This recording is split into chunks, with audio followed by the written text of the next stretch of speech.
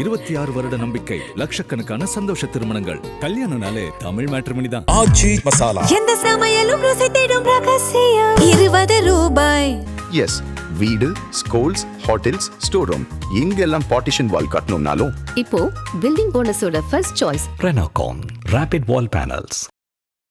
சென்னையில் ஒரு வலுவான ஒரு போட்டியை தாவேகா கொடுத்துருக்கு. திமுகவுக்கு கொடுத்துருக்காங்க.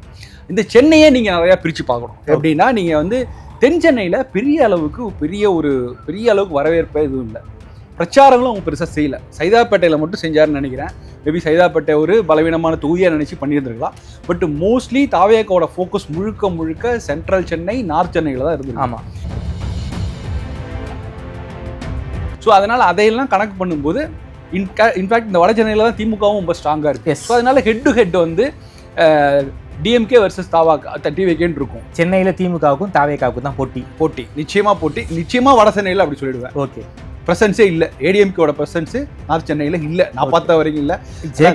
ஜெயக்குமார் மாதிரி இருந்தும் ராயபுரமும் கொஞ்சம் சிக்கல். அங்கே ஒரு ஆட்டோக்காரரை வந்து வேட்பாளரை நிறுத்துறது ரொம்ப எளிமையான வேட்பாளர்னு அந்த தொகுதியில் நல்ல ஒரு அறிமுகம். ஓகே, அவரும் வந்து இந்த ஃபிஷரிஸ் ஏரியாவில் அங்கே இருக்கனால அந்த பகுதியுடைய வாக்குகள் அவருக்கு கிடைக்குது.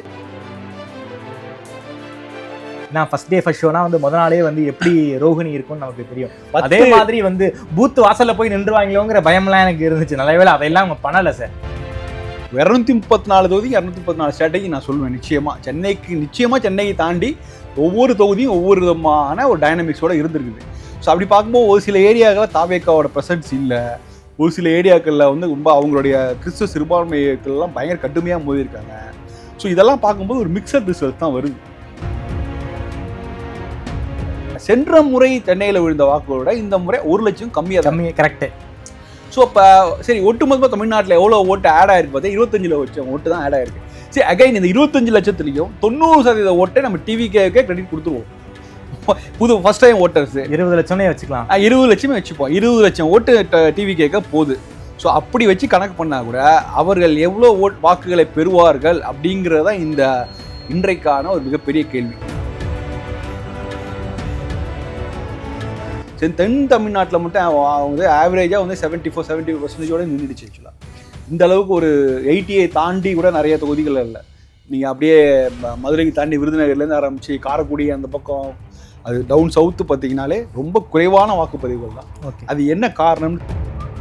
ஒரு சில இடங்களை தாவேகா பெறும், ஒரு சில இடங்களில் அதிமுகவுக்கும் அந்த இடத்துல அது ஒரு கெயின் இருக்குது. ஸோ சென்னை வந்து அது ஒரு எக்ஸப்ஷன் கேஸ். ஆனால் மற்ற பெரும்பாலான மண்டலங்களில் 20% விஜய் தொடர்வதற்கான வாய்ப்புகளே இல்லை. சென்ற 2021 வந்து 60 தொகுதியில் வந்து 5000 குறைவான வாக்கு வித்தியாசத்தை தான் திமுகலாம் ஜெயிச்சிருக்காங்க. அதனால அந்த ஓட்டை பிரிச்சா அது யாருக்கு சாதகம்? அதாவது இவர் வந்து ஒரு டிசைடிங் ஃபேக்டர், ஒரு கிங் மேக்கர் கிடையாது. ஆக்சுவலாக இது ஸ்பாய்லர் தான். ஆக்சுவலாக ஸோ 2016 ஒரு கட்சி திமுகவோ அதிமுகவோ இதனால ஒரு பெரிய மொமெண்டம், ஒரு கெயின் கிடைச்சிது. 2006 வந்து இதனால கெயின் அப்படியே எல்லாரும் மிஸ் பண்ணாங்க. விஜயகாந்தால வந்து எல்லாருமே ஒரு 100 தொட முடியல. ஸோ அதனால பல குழப்பங்கள்லாம் வந்தது. ஸோ இப்போ ஒரு விஜயோட கட்சி 2006 விஜயகாந்த் போல இருக்குமா, 2016 மக்கள் நல கூட்டணி இருக்குமா அப்படிங்கிறது தான் நமக்கு இன்னைக்கு கேள்வி. கடந்த தேர்தல் கொடுத்த பணங்களை விட இந்த முறை வந்து ப்ராப்பரா எல்லாருக்கும் கொடுத்துருக்கு. டிஸ்ட்ரிபியூஷன் அதுக்கு ஒரு ட்ராக்கிங் சிஸ்டம் வச்சு அது பணம் போய் சரியா போய் சென்றடைந்ததா, தொகுதியிலிருந்து கட்சிக்காரங்க சொல்ற விஷயம்லாம் கேட்டால் ரொம்ப ஆச்சரியமா இருக்கு. ஆதனையர்களுக்கு அன்பு வணக்கம். இன்று நம்மோடு எழுத்தாளர், அரசியல் விமர்சகர் திருமிகு ராம்கி அவர்கள். வணக்கம் ராம்கி சார். நல்லா இருக்கீங்களா? நல்லா இருக்கேன். ஓட்டுப்பதிவுலாம் நடந்து முடிஞ்சிருச்சு. வரலாறு காணாத ஓட்டுப்பதிவுன்னு எல்லாருமே வந்து மென்ஷன் பண்ணுறாங்க. உண்மையாலுமே இது வரலாறு காணாத ஓட்டுப்பதிவு தானா? ஏன்னா 85% ஓட்டுப்பதிவு ஆயிருக்கு. நம்பர்ஸ் படி பார்த்தா கடந்த காலங்களை விட 85%ங்கிறது ரொம்ப பெரிய நம்பர் தான். நடுவில் ஒன்று யோசிக்கணும். எஸ்ஐஆருங்கிற ப்ராசஸ் நடந்திருக்கு. இதன் காரணமாக கிட்டத்தட்ட ஒரு 97 லட்சம் ஓட்டு கழிச்சிருக்காங்க. ஸோ அதை வச்சு நாம் பார்க்கும்போது இந்த டேர்ன் அவுட்டை ஒரு வரலாறு காணாத வாக்குப்பதிவு நம்மளால் சொல்லிட முடியுமா சார்? இந்த வரலாறு காணாத வார்த்தையே வந்து கொஞ்சம் சப்ஜெக்ட் டு இதுமாரிங்கிற மாதிரி. ஓகே, அது ஒரு மாதிரி ஒரு கான்ட்ரவர்ஷியலான விஷயந்தான். ஆக்சுவலி என்னென்னா, இது 85% அப்படிங்கும்போது இதெல்லாம் பார்க்காம பொதுவாக 85 பெரிய ஃபிகராக இருக்கிறதுனால அது ஒரு வரலாறு காணாத பதிவு அப்படிங்கிற மாதிரி சொல்கிறாங்க. பட் என்னென்னா, எஸ்ஐஆர்லாம் எங்கெங்கே நடந்திருக்கோ அங்கே எல்லாமே பார்த்தீங்கன்னா ஒரு 10% வாக்கு வந்து அதிகமாக நடந்திருக்குது. இப்போ நீங்கள் பீகார் எடுத்துட்டிங்கன்னா பீகார்லேயும் அப்படி தான் 10%, எஸ்ஐஆருக்கு முன்னாடி எஸ்ஐஆருக்கு அப்புறம் உள்ளது 10%, வெஸ்ட் பெங்காலும் அப்படி தான், புதுச்சேரியிலும் அப்படி தான், கேரளாவில் வந்து உங்களுக்கு 5%, 74 முன்னாடி இருந்தது, அப்புறம் 79 இருந்தது. பட் ஓவராலாக பார்த்தீங்கன்னா எல்லாமே வந்து 10% ஒரு சேஞ்சஸ் தெரியும் உங்களுக்கு. ஆமாம். ஸோ அப்படி பார்க்கும்போது சரி, ஒருவேளை 2026 எஸ்ஐஆர் நடக்காமல் நம்ம நேராக தேர்தல் எதிர்கொண்டால் நமக்கு 75% வாக்குப்பதிவு ஆயிருக்கும் நான் நினைக்கிறேன். ஸோ 10% அப்படியே கழிச்சுட்டு சொல்கிறேன். ஸோ 75% இன்னும் பெரிய வரலாறு காணாத இதெல்லாம் கிடையாது. ஓகே. ஏன்னா நீங்கள் 3 விதமான இதை வந்து எல்லாருமே 2021 ஒப்பிடுறாங்க. 2021ங்கிறது கோவிட் சுச்சுவேஷனில் போயிடுது, ஒரு எக்ஸப்ஷனல் கேஸ், அப்நார்மல் இதுதான் இது. ஸோ ஆனால் அதுக்கு முன்னாடி நம்ம வந்து எதை ஒப்பிடணும்னா 2011 அண்ட் 2016 தான் ஒப்பிடணும். ஓகே. ஸோ அதுதான் வந்து இயல்பான இதில். அதுலேயே 2 இருக்குது. 2016 ஒப்பிட்டிங்கன்னா 74%. அப்போ கிட்டத்தட்ட இந்த க்ளோஸாக இந்த இதுக்கு கணக்குக்கு வருது. ஸோ அப்போ 2011 அது 78%. அது கிட்டத்தட்ட ஒரு பெரிய ஒரு எழுச்சி, ஆன்டி இன்கம்பன்சி இருந்தது, ஆட்சிக்கு எதிரான ஒரு அலை அப்படிங்கிற மாதிரிலாம் பேசினாங்க. ஸோ இப்போ இன்றைக்கு வந்து நம்ம வந்து எதை ஒப்பிடலான்னா 2 எலெக்ஷன் ரிசல்ட்ஸ்லாம் ஒப்பிட முடியும், 2006 அண்ட் 2016. இந்த சிச்சுவேஷன் அப்படி தான் இருக்குது. ஓகே. ரிசல்ட்ஸ் வரை பார்த்தீங்கன்னா இந்த ஓட்டு பார்த்த சதவீதம்ங்கிறது 2016 ஒப்பிடலாம், கிட்டத்தட்ட க்ளோஸாக அது வருது. அது 2016 எலெக்ஷனில் நம்ம எப்படி பார்த்தோன்னா ஒரு ஆளுகிற ஆளுங்கட்சி அதிமுக, எதிர்த்தரப்புல திமுக, நடுவில் வந்து ஒரு வலுவான 3ஆவது சக்தியாக மக்கள் நல கூட்டணி அப்படிங்கிறது. கிட்டத்தட்ட அந்த பொசிஷனை வந்து இன்னைக்கு விஜய் எடுத்திருக்கார் அப்படின்னு பார்க்கலாம். இது ஒட்டுமொத்தமான பர்செப்ஷன். பட் இது நமக்கு வந்து இன்னைக்கு சொல்கிறோம்னா அடுத்த வாரம் தான் நமக்கு தெரியும்.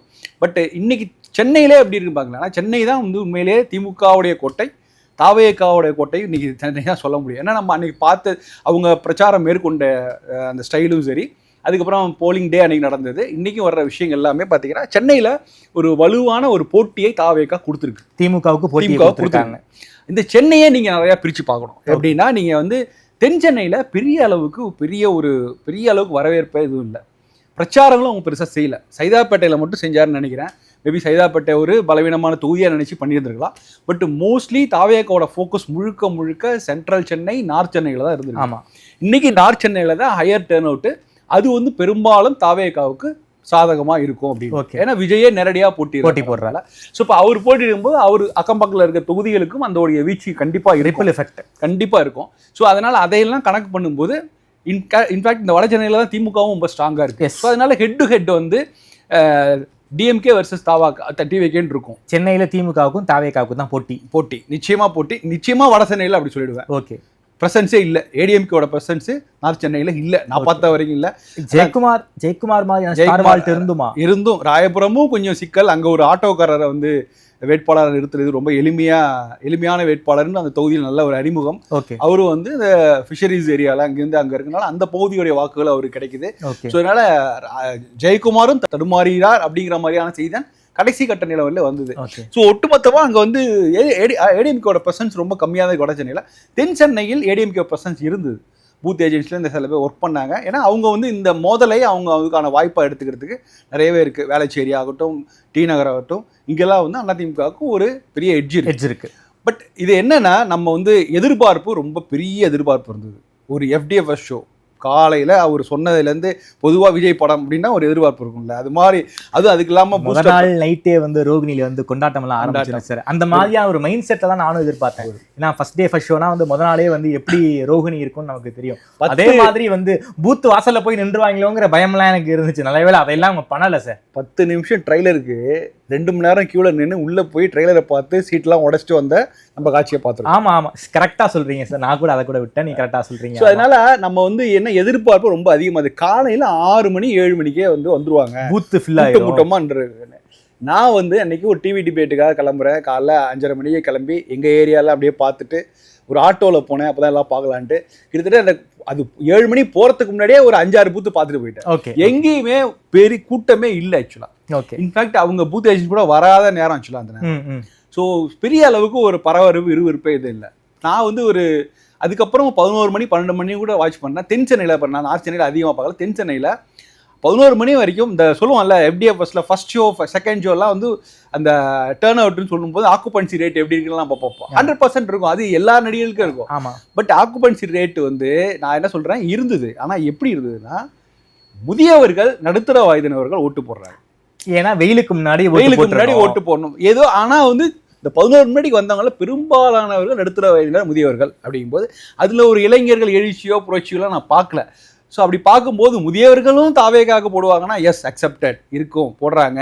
ஆனால் அவங்க தனியாக போய் அவங்க அவ்வளோ ஆர்வமாக வந்து போடுறதுக்கு காரணம் வந்து தாவேக்கா மட்டும் இருக்காது, வேறு ஃபேக்டர்ஸில் இருக்கலாம். பட் அவங்க அப்படியே ஒரு தாவேக்கா ஆதரவாளர் குடும்பத்தை சேர்ந்தவங்கன்னா அவர் கூடவே ஒரு அந்த யூனிஃபார்மில் பார்த்துருக்கலாம். நம்ம அப்படி ஒரு காட்சியை நான் பார்க்கல. அதனால நான் பார்த்த வரைக்கும் தென் சென்னையில் பெரிய அளவுக்கு ஒரு மொமெண்டம் இல்லை, வட சென்னையில் இருந்திருக்கதா எல்லாரும் சொல்கிறாங்க. ஸோ அதனால் எப்படி இருந்தாலும் தென்னையில் தாவேக்கா வந்து இந்த 16 இடங்களில் ஒரு டாமினன்ட் ஃபோர்ஸ் தான். அதனால் நம்ம வந்து இந்த பைப்போலார் கூட்டணி ஒரு பைப்போலார் ஒரு அரசியல் அப்படிங்கிறத பிரேக் பண்ணியிருக்காங்க. இது மும்முனை கூட்டணி உள்ள மும்முனை இதுதான் தேர்தல் தான் அது. அதில் சென்னையை பொறுத்த வரைக்கும் அது இருமுனை போட்டியாக தான் பார்க்க முடியுதா சார்? இல்லை, சென்னையை பொறுத்தவரைக்கும் இருமுனை போட்டி தான். அதான் அதிமுக பிரசன்ஸ் ரொம்ப கம்மியாக இருந்ததுனால அகைன் இருமுனை. Sir rest of the Tamil Nadu sir, rest of Tamil Nadu தான் கொஞ்சம் டிஃப்ரெண்டாக இருக்குது. எல்லாருமே சென்னையை மட்டும் மனதில் வைத்து பார்க்குறாங்க. ஒவ்வொரு ஏரியாவிலையும் ஒவ்வொரு விதமான மாற்றங்கள் இருக்குது. 234 தொகுதி 234 ஸ்ட்ராட்டஜி நான் சொல்லுவேன். நிச்சயமாக சென்னையை தாண்டி ஒவ்வொரு தொகுதியும் ஒவ்வொரு விதமான ஒரு டைனமிக்ஸோடு இருந்திருக்குது. ஸோ அப்படி பார்க்கும்போது ஒரு சில ஏரியாக்களில் தாவேக்காவோட ப்ரெசன்ஸ் இல்லை, ஒரு சில ஏரியாக்களில் வந்து ரொம்ப அவங்களுடைய கிறிஸ்துவ சிறுபான்மையர்கள்லாம் பயங்கர கடுமையாக மோதிருக்காங்க. ஸோ இதெல்லாம் பார்க்கும்போது ஒரு மிக்சட் ரிசல்ட் தான் வருது. ஸோ அதனால் நம்ம வந்து இந்த ஓட்டர் டேர்ன் அவுட் பர்சன்டேஜை வச்சு முடிவு பண்ண முடியாது. இப்போ திரும்ப கொஞ்ச நேரம் நம்ம சென்னைக்கு வந்துடுவோம். சென்னையில் நீங்கள் பார்த்தீங்கன்னா சோழிங்கநல்லூரில் ஹையஸ்ட் டேர்ன் அவுட், தாம்பரம் அதாவது புறநகர் பகுதிகளில் டேர்ன் அவுட். இது என்ன சொல்லுதுன்னா, ஓரளவு இது வரைக்கும் வாக்களிக்காத மக்கள் ஒரு தடவை முன் வந்து வாக்களித்திருக்கிறார்கள். அதுக்கு என்ன சார் காரணம்? அதுக்கு டிவிக்கே ஒரு முக்கியமான காரணம், இல்லவே இல்லைன்னு சொல்ல முக்கியம் பிரைமரி ஃபேக்டர். ஆனால் அதை தாண்டி ஆளுங்கட்சிக்கு மீதான அதிருப்தி கண்டிப்பாக இருந்திருக்கணும். இல்லை வேற இந்த நடை ஓட்டு போடுவோம். இந்த ஓட்டு போடுறதுங்கிறது ஒரு இன்னைக்கு அவேர்னஸ் அதிகமாகிடுச்சு. ஆக்சுவலாக ஓட்டுக்கு போயிட்டு ஒரு சோஷியல் மீடியாவில் நம்ம ஸ்டேட்டஸ் வைக்கணுங்கிறது ஒரு ஸ்டேட்டஸ் சிம்பிள் ஆயிடுச்சு. ஸோ இதெல்லாம் பல்வேறு ஃபேக்டர்ஸ் இருக்குது. இதெல்லாம் நம்ம ரிசல்ட்ஸ்க்கு அப்புறம் கண்டிப்பாக அனலைஸ் பண்ண போகிறோம். டிவிக்கே இஸ் அ பிரைமரி ஃபேக்டர், நான் அதில் அக்செப்ட் பண்ணிக்கிறேன். குறிப்பாக சோழிங்கநல்லூரில் உயர்தர வகுப்பை சேர்ந்த பெண்கள், நடுத்தர வயதுள்ள பெண்கள், திருமணமான பெண்கள் கூட டிவிஏக்கு வாக்களித்து போஸ்ட் போட்டிருக்காங்க. போட்டாங்களா? போஸ்ட் போட்டுருக்காங்க, சோஷியல் மீடியாவில் போட்டுருக்காங்க. நம்ம வந்து நிறைய பேர் ஓட்டு யாருக்கு போட்டோங்கிற சொல்றது பழக்கம் கிடையாது தான். ஆனால் இது ஒரு புது தலைமுறை. அவங்க வந்து அந்த யூனிஃபார்ம் போட்டு போகிறாங்க, ஃபோட்டோ எடுத்து போட்டிருக்காங்கன்னா நிச்சயமாக 90% அதுக்கு போகிறதுக்கான வாய்ப்புகள்லாம் இருக்குது. ஸோ அதனால் சோழிங்கநல்லூர், தாம்பரம் போன்ற அவுட் சைடு அந்த ஏரியாவெல்லாம் கொஞ்சம் மாற்றம் நடந்திருக்குது. ஹையஸ்ட் டர்ன் அவுட் வந்திருக்குது. ஆனால் எல்லாம் கூட்டி கழிச்சு பார்த்தா எவ்வளோ வருது பார்த்தீங்கன்னா, சென்ற முறை சென்னையில் விழுந்த வாக்குகளோட இந்த முறை 1 லட்சம் கம்மியாக கரெக்டு. ஸோ இப்போ சரி, ஒட்டுமொத்தமாக தமிழ்நாட்டில் எவ்வளோ ஓட்டு ஆட் ஆயிருக்கு பார்த்தா 25 லட்சம் ஓட்டு தான் ஆட் ஆயிருக்கு. சரி, அகைன் இந்த 25 லட்சத்துலையும் 90% ஓட்டை நம்ம டிவிக்கே கிரெடிட் கொடுத்துருவோம். புது ஃபர்ஸ்ட் டைம் ஓட்டர்ஸ் 20 லட்சமே வச்சுக்கலாம், 20 லட்சமே வச்சுப்போம். 20 லட்சம் ஓட்டு டிவிக்கே போகுது. ஸோ அப்படி வச்சு கணக்கு பண்ணால் கூட அவர்கள் எவ்வளோ வாக்குகளை பெறுவார்கள் அப்படிங்கிறதான் இந்த இன்றைக்கான ஒரு மிகப்பெரிய கேள்வி. டிவிக்கு எவ்வளோ வாக்குகள் சார் வாங்குவாங்க? 1 கோடி வாக்கு வாங்குவாங்களா? சரி, நம்ம ஒரு சின்ன ரஃப் கால்குலேஷன் போடுவோம். இப்போ நீங்கள் 20 லட்சம் சொன்னீங்களா, அப்படியே எடுத்துக்கிறேன். ஃபர்ஸ்ட் டைம் ஓட்டர்ஸ் 20s இருக்க ஓட்டர்ஸ் அப்படியே 20 லட்சம் எடுத்துப்போம். அவங்களுடைய ரசிகர்கள் ஒரு 10 லட்சம் பேர் இருக்காங்க, 30 லட்சம். ஸோ ஒரு இந்த நடுநிலை மதில் மேல் புனையாக இல்லைப்பா ஒரு சேஞ்ச் இருக்குது, பரவாயில்ல எனக்கு அவர் பிடிக்கல அதெல்லாம் இல்லை, இருந்தாலும் ஒரு 2த்துக்கு ஒரு மாற்றி போடுவோம், ஒரு ஓட்டு தானே என் ஓட்டு போட்டு பார்ப்போம் அப்படின்னு மாற்றி போடுற அந்த மனநிலை கொண்டவர்கள், இல்லை இந்த கடைசி நேரத்தில் பரபரப்பு விறுவிறுப்பில் ஒரு மாதிரி கெட் கேரிட் மாரி அப்படியே அப்படி போனவங்களாம், இதெல்லாமே ஒரு 20 லட்சமாக வச்சுக்கிட்டீங்களா? இதெல்லாம் சேர்த்துக்கிறேன், ஒரு 50 லட்சம் 50 லட்சம் சரி, கூடுதலாக ஒரு 10 லட்சம் 60 லட்சம் வச்சுக்கலாம். ஸோ அவருடைய கவுண்டிங் வந்து 60 லட்சத்துலேருந்து ஸ்டார்ட் ஆகும். ஓகே. ஸோ 60 லட்சங்கிறது கிட்டத்தட்ட 11% வச்சுக்கலாம். ஓவராலாக இதில் வந்து 11%, 12% வச்சுக்கலாம். ஸோ இது வந்து இதான் இப்போ இந்த 60 லட்சங்கிறது சில பேர் வந்து 1 கோடி வரைக்கும் ஒரு ஓட்டுகளை பெறுவார் அப்படிங்கிற மாதிரி இருக்குது. ஸோ கண்டிப்பாக என்னுடைய யூகம் என்னன்னா, கண்டிப்பாக ஒரு something between 60 to 1 crore maximum. So minimum கேரண்டிங்கிறது 50 lakhs 55 lakhs 60 lakhs minimum guarantee. So இதுக்குள்ளே தான் அவர் வாக்குகள் பெறுவதற்கான வாய்ப்புகள் இருக்குது. ஸோ இவ்வளோ வாக்குகள் அப்படியே டேர்ன் அவுட் பண்ணும்போது ஒவ்வொரு பிரேக்கப்பும் ஒன்று இருக்கும். இவர் 60 லட்சம் பெற்றால் எவ்வளோ வாக்குகள் வரும், 70 லட்சம் பெற்றால் எவ்வளோ வாக்கு வரும், இப்படின்னு சில ப்ரிடிக்ஷன்லாம் இருக்குது. ஸோ இதெல்லாம் பார்த்தா ஒரு விஷயம் தெளிவாகுது. அவர் நிச்சயமாக குறிப்பாக 12% வாக்குகள் பெறுவதற்கு வாய்ப்பு இருக்குது. ஒரு கண்டிப்பாக ஒரு 3 அல்லது 4 சீட்டுகள் அவர் நிச்சயமாக சட்டமன்றத்துக்கு போவார், தனியாக போக மாட்டார். கூடவே அவர் தன்னுடைய சகாக்கள் கூட துணையாக ஓரிருவரை அழைத்து செல்வார். அந்த ஓரிருவர் யாரு சார்? அதுதான் சிக்கல். ஆக்சுவலாக அதுதான் வந்து ஏன்னா சென்னையிலே 2-3 தொகுதிகளுக்கு வாய்ப்பு இருக்கு அப்படிங்கிறாங்க. என்ன தொகுதி சார்? சென்னையில நிச்சயமா தாவேகா ஒரு கோட்டை அப்படிங்கிறதுனால 2-3 கூட வைக்கான வாய்ப்பு இருக்குது. நம்ம ரிசல்ட் வந்தோம்னா நம்ம விரிவா பேசலாம் நிச்சயமா. ஸோ அதனால தாவேகாவுக்கு வாய்ப்புகள் இருக்கிறது. ஆனா அவங்க ப்ரொஜெக்ட் பண்ற மாதிரி ஒரு அமைச்சரவை லிஸ்டே போட்டு பார்த்தோமே சார், யாரெல்லாம் தேச அமைச்சரவை பட்டியெல்லாம் பார்த்தோம். நான் வந்து சென்னையை தான் இதெல்லாம் சென்னை உண்மையிலே வந்து ஒரு ஒரு ஒரு மாதிரி என்ன சொல்றது, ஒரு உணர்ச்சி வசப்பட்டு ஒரு ஃபீல் கொண்டாடுற அளவுக்குலாம் ஒன்றும் பெரிய அளவுக்குலாம் ஒரு டர்ன் அவுட் வரல. But dissent figures. ஏன்னா வேறு எந்த மூன்றாவதா ஒரு கட்சி வந்து இந்த அளவு ஒர்க் பண்ணது சார். ஒரே ஒரு விஷயம் சொல்கிறோம், பெரிய கிரேட்டஸ்ட் அச்சீவ்மெண்ட் என்னன்னா அந்த பூத் ஏஜென்ட்ஸ் கடைசி வரைக்கும் இருந்திருக்கிறார்கள், டிவி கட்டுற வரைக்கும். ஸோ அது மாதிரி ஒரு அரசியல் கட்சி சென்னையில் இருந்து கிடையாது. அதிமுக கூட அப்படி இல்லை. சில இடங்கள்லாம் அதிமுக ஜெயலலிதா காலத்திலே வீக்காக இருந்த காலம் தான் உண்டு. ஓகே. ஸோ அதனால ஒரு கட்சி புதுசாக வந்த கட்சி பூத் மேனேஜ்மெண்ட்னாலே திமுக காரங்க அடிச்சுக்க முடியாது. ஆமா, அவங்களுக்கு இணையாக அவங்களோட போட்டி போடுவது ஒரு பெரிய பிக்கஸ்ட் அச்சீவ்மெண்ட். அதை வந்து தாவேகா சாதித்து காட்டியிருக்கிறது. சென்னை கட்டிருக்கிறது. தமிழ்நாட்டில் எப்படின்னு நிலைமை தெரியாது, சென்னையில் கட்டிருக்கு. அந்த விஷயத்துல நம்ம கண்டிப்பா அவங்களை அப்ரிஷியேட் பண்ணோம். ஸோ இந்த இடத்துல அதிமுக கோட்டை விட்டுருக்கு கண்டிப்பா. உங்க பிரசன்ட் தலைநகரம் சென்னை, தமிழ்நாட்டின் தலைநகரம், நீங்க இன்னும் ஃபோக்கஸ் பண்ணிட்டு இருக்கலாம். இங்க ஒரு ஐவரணி ஒன்று இருக்குது. அந்த ஐவரணியால தான் இன்னைக்கு இந்த அதிமுக வந்து ஒரு பலவீனமான இடத்தை அடைஞ்சதுக்கு காரணம். அதையும் நம்ம ரிசல்ட்ஸ் வந்த பிறகு வெளிப்பா பேச. கொங்கிரி சேர்ந்து ஒரு நல்ல டர்ன் அவுட் வந்திருக்கே சார். கரூர்லாம் ரொம்ப நல்ல பெர்ஃபார்ம் பண்ணியிருக்காங்க. ஆமா, அதுக்கு என்ன சார் காரணம்? இல்லை நான் வந்து 2 ஃபேக்டர் சொல்கிறாங்க. ஆக்சுவலாக இதை இங்கே வந்து விஜய் ஃபேக்டர் இருக்குமான்னு சந்தேகமாக தான் இருக்குது. அங்கே வந்து அதிமுக பாஜக அந்த ஒரு ஜெல்லாக இருக்கா அப்படி தான் சொல்கிறாங்க. இயல்பாகவே அந்த பக்கம் வந்து அதிமுக கோட்டை, அது இந்த நடையும் எடுபட்டுருங்க. செந்தில் பாலாஜியோட ஒர்க் எப்படி இருக்குன்னு நம்ம பார்க்கணும். அவரும் கடுமையாக பல தொகுதிகளில் வேலை பார்த்துருக்கார். கோவை அவரு தொகுதி சரி, கரூர், சேலத்துலலாம் அவரும் கடுமையாக வேலை பார்த்துருக்காரு. பட் இருந்தாலும் அந்த இடத்துல வந்து அதிமுகவுக்கு தான் ஒரு எட்ஜ் இருக்கிறதா செய்திகள் வருது, அது பார்க்கலாம். ஆனால் சர்ப்ரைஸ் அப்படின்னா என்னென்னா சவுத்து தென் தமிழ்நாட்டில் பெரிய அளவுக்கு எதிர்பார்த்த அளவுக்கு ஒரு பெரிய மொமெண்டமே கிரியேட் ஆகும். யாருக்கு சார்? பொதுவாகவே நம்ம வாக்கு டேர்ன் அவுட் வச்சு பார்க்கும்போது பார்த்தீங்கன்னா தென் தமிழ்நாட்டில் மட்டும் வந்து ஆவரேஜாக வந்து 74-75% நின்றுடுச்சு. ஆக்சுவலாக இந்த அளவுக்கு ஒரு 80 தாண்டி கூட நிறைய தொகுதிகள் இல்லை. நீங்கள் அப்படியே மதுரைக்கு தாண்டி விருதுநகர்லேருந்து ஆரம்பித்து காரைக்குடி அந்த பக்கம் அது டவுன் சவுத்து பார்த்தீங்கன்னாலே ரொம்ப குறைவான வாக்குப்பதிவுகள் தான். அது என்ன காரணம்னு தெரியல. ஏன்னா எல்லாருமே ஆல்மோஸ்ட் எல்லாரும் வந்து பிரச்சாரம் செய்தாக்கா, விஜய் கூட போய் பிரச்சாரம் செய்தா, அப்படி இருந்தும் பெரிய ஒரு மொமெண்டம் கிரியேட் கிடைக்கல. ஸோ மொமெண்டம் கிரியேட் ஆகலனால புது சக்திகளுக்கான ஒரு வாய்ப்புகள் குறைவு. அது வந்து திமுகவுக்கு ஒரு அட்வான்டேஜாக இருக்கலாம் சார். இந்த கேள்வி நீங்கள் ஹைப்போதட்டிக்கலாகவே கூட எடுத்துக்கலாம் சார். கிட்டத்தட்ட விஜய் 20% ஓட்டு வாங்கிட்டாருன்னு வச்சுக்கோங்க சார். அது எப்படி சார் போக வாய்ப்பு இருக்கு? எப்படி இது வந்து ஹைப்போதட்டிக்கலாக தான் நான் உங்கள்கிட்ட கேட்குறேன். கிரவுண்டில் இருந்து பேசுகிறாங்க சில சீனியர் ஜேர்னலிஸ்ட். நாம பேசும்போது நியர்லி 20% விஜய்க்கு ஸ்டார்ட் ஆகுங்கிறாங்க. ஒருவேளை விஜய் 20% ஓட்டு வாங்கினா என்ன சார் நடக்க வாய்ப்பு இருக்கு? அது ஒன் சைடாக போக வாய்ப்பு இருக்கா இந்த எலெக்ஷன்? இல்லை, நான் என்ன சொல்கிறேன், 234 தொகுதியிலும் இதை அப்ளை பண்ணி பார்க்குறோம். அவ்வளோ அதுக்கு ரொம்ப கஷ்டம். அட்லீஸ்ட் தமிழ்நாட்டை 4 ஜோனாக பிரிச்சுக்கிட்டு சென்னையில் என்ன, டெல்டாவில் என்ன, வெஸ்ட்டில் என்ன, சவுத்தில் என்ன, சவுத்தில் 20% விஜய் வாங்கினா என்ன ஆகும், அப்படி தான் நம்ம பார்க்கணும். சென்னையில் 20% விஜய் வாங்குவாரானா அதுக்கு வாய்ப்பு இருக்குது சார். சென்னையில் வந்து 20 என்ன 30 கூட போலாங்கிறாங்க.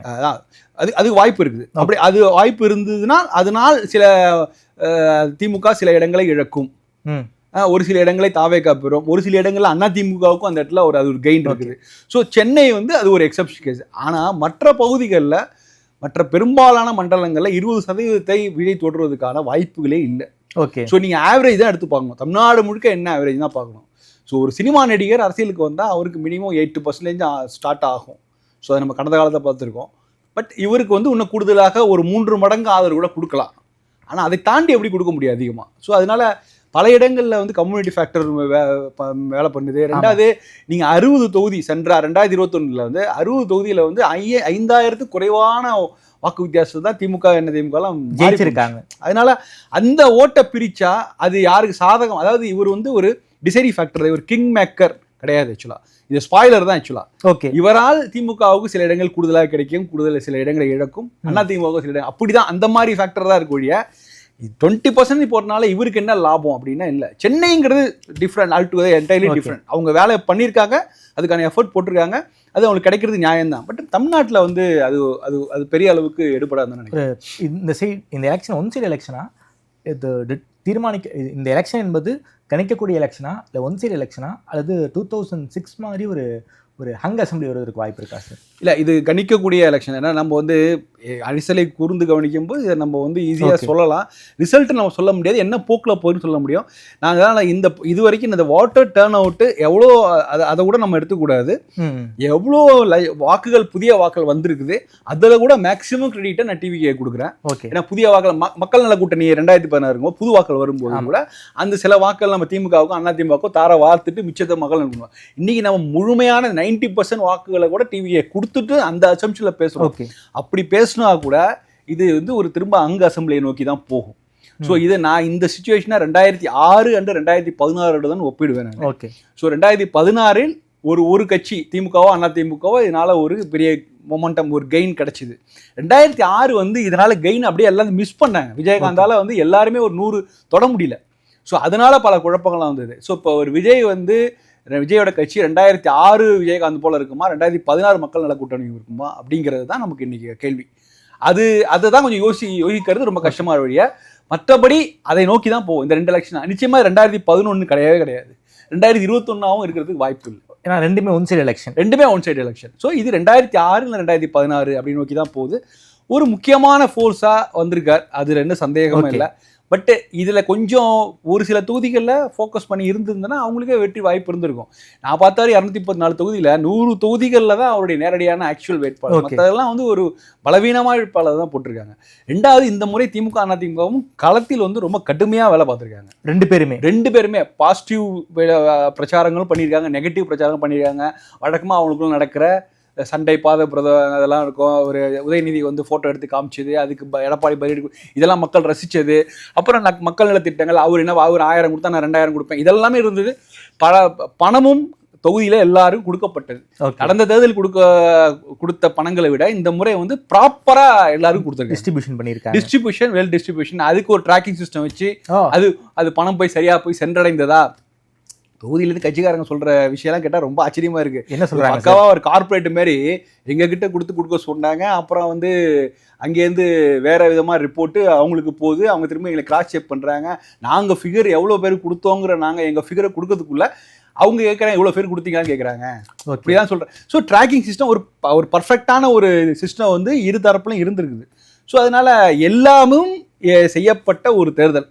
ஸோ அதனால வாக்காளர் வந்து வாக்குமூலத்தில் போய் பட்டனை ப்ரெஸ் பண்ணுறதுக்கு முன்னாடி எல்லாத்தையும் யோசிச்சு பார்த்து, அவன் ஏதோ வந்து ஒரு எமோஷ்னலாலாம் முடிவு எடுத்துருக்க மாட்டான். சரி, நல்லா யோசிச்சு நம்ம இன்னாருக்கு போடணும் அப்படின்னு நினச்சி தான் முடிவு பண்ணியிருப்பான்னு நினைக்கிறேன். அட்லீஸ்ட் நான் அர்பன்லனாலும் மற்ற தொகுதிகளில் இந்த மாதிரி விஷயம் ஒரு நடந்திருக்கு தான் நினைக்கிறேன். ஓகே, மே 4 என்ன ரிசல்ட் நமக்கு தெரிஞ்சிடும். மக்கள் எப்படி ஓட்டு போட்டிருக்காங்க, டேர்ன் அவுட்டை பற்றி வச்சுமே நம்ம வந்து அவ்வளோ பெருசாக நம்ம வந்து எந்த ஒரு முடிவுக்கும் வர முடியாது. மே 4 நமக்கு முழு சித்திரமும் கிடச்சிரும். குறிப்பாக இந்த டேர்ன் அவுட்டை பொறுத்த வரைக்கும் விஜய் ஒரு ஃபேக்டர் இல்லை. வரலாற்றிலேயே மிகப்பெரிய வாக்குப்பதிவு நடந்திருந்தாலும் எஸ்ஐஆர் ஒரு ஃபேக்டர். அப்படி பார்த்தாலும் ஒரு 3% தான் டேர்ன் அவுட் ஆயிருக்கு லாஸ்ட் எலெக்ஷனுக்கும் இந்த எலெக்ஷனுக்கும். உங்களுடைய பார்வை ரொம்ப விரிவாக வச்சிருக்கீங்க.